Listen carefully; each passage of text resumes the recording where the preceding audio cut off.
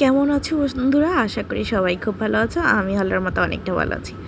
তো আজকে খুব সিম্পল একটা, যেটা আমাদের সবার ঘরে হয়ে থাকে, তেমন একটা রেসিপি তোমাদের সাথে শেয়ার করবো বিকেলের নাস্তার জন্য। ভাবলাম তোমাদের সাথে একটু শেয়ার করি। আর খুব কম মশলা বা কম মানে আইটেম দিয়ে আসলে করা আর কি।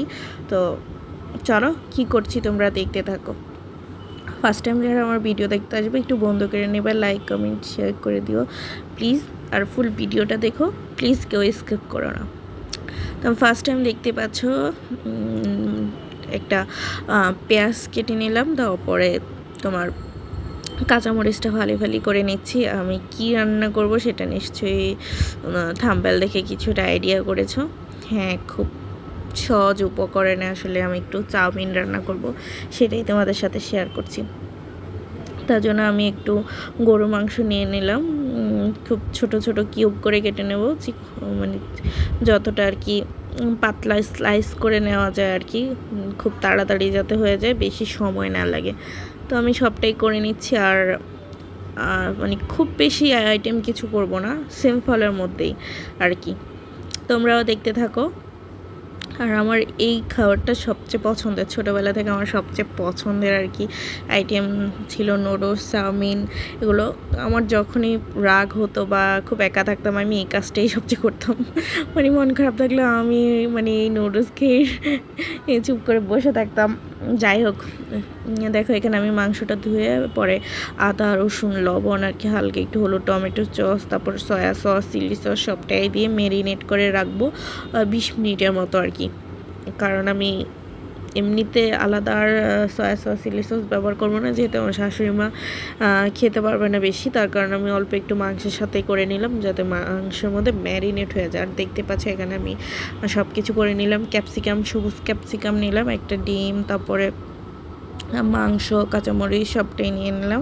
আর এখানে আমি পেঁয়াজটা ব্রাউনি করে নিচ্ছি, সাথে কাঁচামরিচটাও দিয়ে দিলাম। আর কাঁচামরিচটা না তেলের মধ্যে দিলে একটু স্মেলটা খুব ভালো আসে, ঝালটাও খুব ভালো লাগে।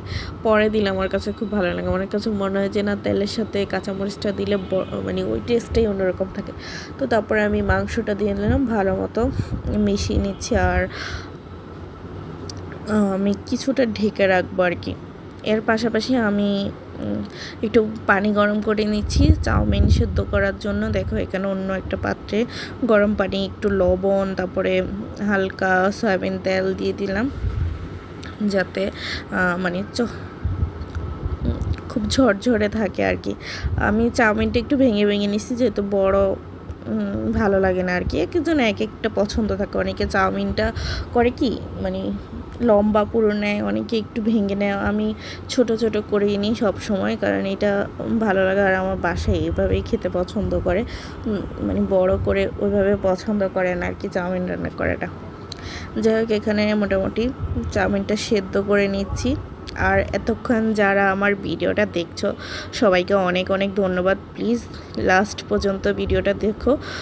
আর এখানে দেখতে পাচ্ছ চাউমিনটা সেদ্ধ হওয়ার পরে আমি এখানে একটা ডিম ভালো মতো আর কি ভেজে নিচ্ছি ঝুরঝুরো করে।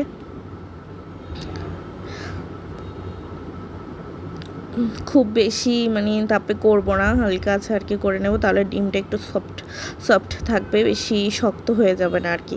ডিমটা আসলে শক্ত হয়ে গেলে খুব একটা ভালো লাগে না। আমি হালকাভাবে নিয়ে নিলাম। আর এখানে দেখতে পাচ্ছ মাংসটা মোটামুটি হয়ে গেছে। আর আমি এখানে ডিমটা মিশিয়ে নিলাম, সাথে ক্যাপসিকামটা এখন দিয়ে দিচ্ছি, কারণ ক্যাপসিকাম বেশি সিদ্ধ হলে টেস্ট আসে না।